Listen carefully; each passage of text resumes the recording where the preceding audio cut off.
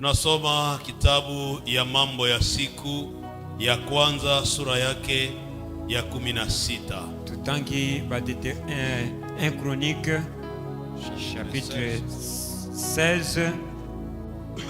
Tunaanja verse yake ya 7 tubanzi mulinga muke ya 5 mpaka verse yake ya 9. kino libwa.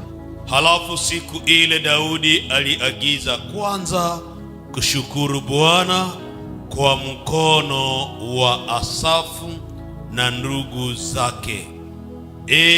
Mshukuru Bwana, muitie jina lake, mujulishe matendo yake katikati ya watu,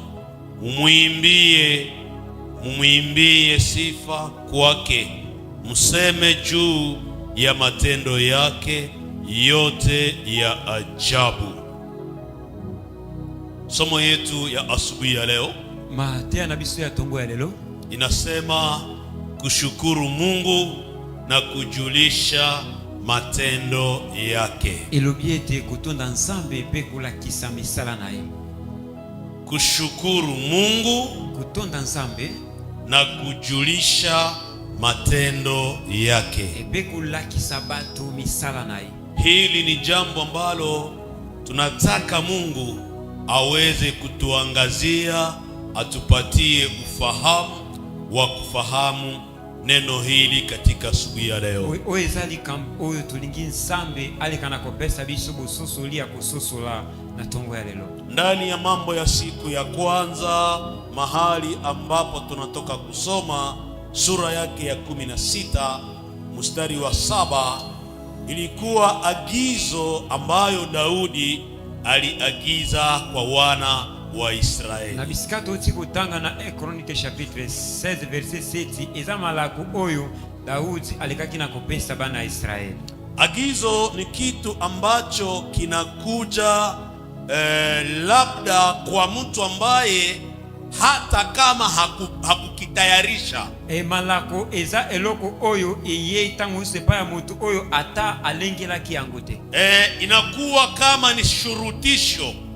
Komi lokola itinda moko ya makasi. Wanakuagiza, baleki na kopesa milako yango, wanakupatia amri, bapesi yo mobeko, wakisema ushukuru Mungu. wana balobi ete otonda nzambe. Hili ni agizo ambalo Daudi aliambia wana wa Israeli. Yango eza malako oyo Daudi alakaki bana Israeli. Alisema, aliagiza kwanza, alobi ete alakaki na inu libuso, ya kwamba washukuru Mungu. ete baleka na kotonda nzambe. Na walishukuru Mungu kwa mkono ya Asafu na ndugu zake. Pe balekaki na kotonda nzambe na maboko ya Asafu pende kuna ye.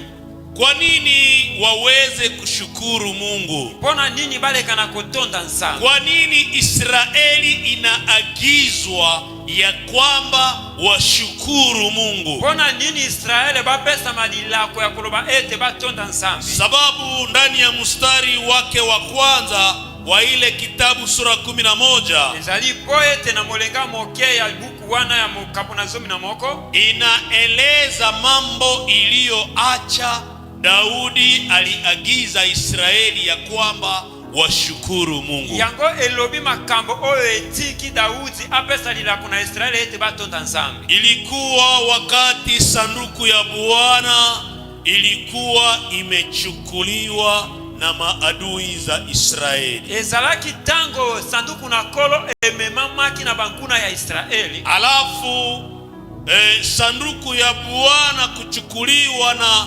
maadui ya Israeli. Oye sanduku ya kolo komemama na bankuna ya Israeli. Ilikuwa aibu mkubwa ndani ya Israeli. Yango ezalaki likambo mabe monene kati na Israeli. Ilikuwa chukizo mkubwa ndani ya Israeli. Ezalaki likambo ya kopesa kanda kati na Israeli. Ilikuwa kitu ya kuleta huzuni katikati ya watu ya Mungu. Ezalaki likambo ya kopesa mawakati na bato na nzambe. Alafu sanduku ya Bwana boye sanduku na kolo ilikuwa ime imeweza kuletwa, yango ezalaki ezongisami, ilikuwa imerudia katika taifa la Mungu. boye yango ezongaki na ekolo na Nzambe, hivi ikakuwa furaha kubwa, boye ekomaki esengo monene, ikakuwa kitu ya kushukuria, ekomaki eloko ya matondo, ikakuwa